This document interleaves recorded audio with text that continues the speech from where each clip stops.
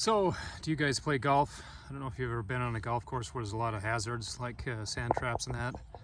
I've never played. Looks fun. I played mini golf, but there are a lot of hazards in life. Sand traps you can get stuck in and not even realize you're stuck in a sand trap. There's a lot of eye-opening ideas that I ran across in a new book by Robert Smith called "Be Who You Really Are to Become Who You Want to Be." And on page 107, I just wanted to talk for a few minutes about one idea that he presents. The whole book is amazing, but just eye-opening ways of how we're being dishonest. We probably don't even realize we're being dishonest with ourselves, with others, with God, and it would do us huge favors and advance our relationship with God by living by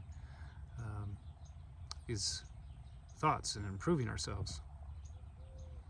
So the thought I wanted to talk about is people basically are broken down their what people do in life are broken down to two different motivations. People lie to themselves to feel better right now, or you can just bottom line become better. And life is broken down into different things that we do. Good part of our life is spent at work. If you look at some of the stress you have at work, some people may lie to themselves saying, hey, I feel a lot of stress at work, and so I smoke. And I smoke a lot during the day. I take smoke breaks, and so that helps me get through my day. And it helps. Well, that's a lie. They know it's a lie. The problems at work, the stresses at work are still there when they get back after the break. Instead of doing that, second thought is to become a better person. So how could you manage your stress at work better? And probably sit down, make a plan, write down all the things that need to be done, the things that you should be doing, make a list, prioritize that list on the most important things done first. Just by making the list, and imagine your stress level would go down. So lying and to feel better versus just becoming better. Another situation is maybe you have differences with a spouse if you're married, or if you're a parent and you have children. There are a lot of differences. To feel better, sometimes people lie to themselves saying, hey, there's no problems here. There's no real big differences. We're pretty much the same. We're on the same page on most everything. And so in order to feel good right now, I'm going to minimize that and lie to myself saying there's no big differences, and I'm just going to be a nice guy and do the right thing and just take the higher road and not talk about all these ugly things that I wish she would change or wish he would change. It's a lie. It doesn't do anyone any good. Versus becoming a better person. Say, hey honey, we need to sit down and talk. These are some things that are bothering me. Be able to talk rationally, openly, methodically, without getting emotional, and being open and willing to be wrong and making adjustments. So becoming better. Another situation, say I want to go on vacation because I want to feel better about my life. That's a problem right there. But let's say I want to go on vacation and I don't have the money. So I'm going to lie to myself saying, well, I have the money, I'm just going to use credit cards to pay for this. So I'm going to go ahead and book this trip, and I'm going to use credit cards to do it. Then I'm going to spend years paying for that trip. Versus, becoming a better person. Let's sit down, let's do a budget. Let me write down all of my income. Let me write down all of my expenses and the things that have to be paid. And as there's money left over, I could set aside some money and go on a vacation in 6 and 8 or 8 months, maybe a year. Become a better person.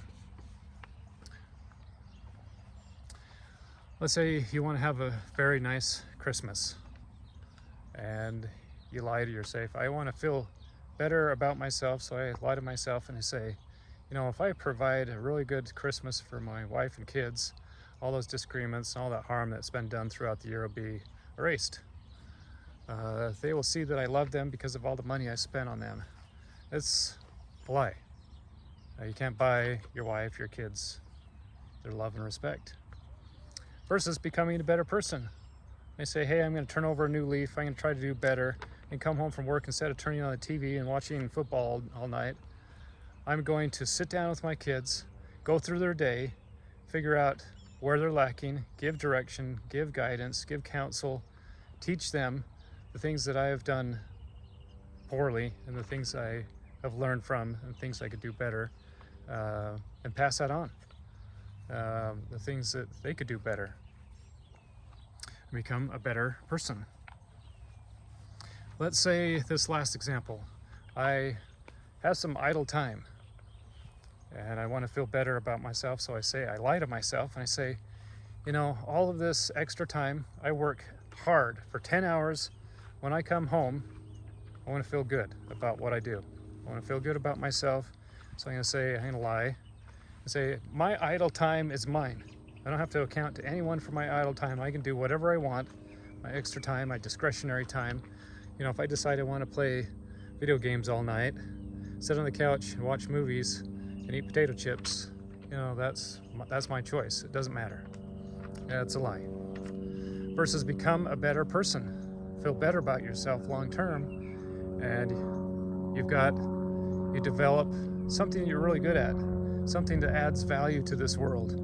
Say, I'm going to focus my extra time on moving that plan, my purpose forward. I'm going to take that time.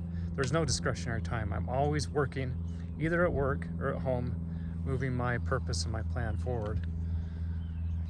So bottom line, you know, don't lie to yourself to feel better. Become a better person. You know, every therapist should have that thought above their doorway as they greet clients, and the clients can look up and see that in their doorway, and they say something like, this should be said, to feel better long term, you have to become a better person.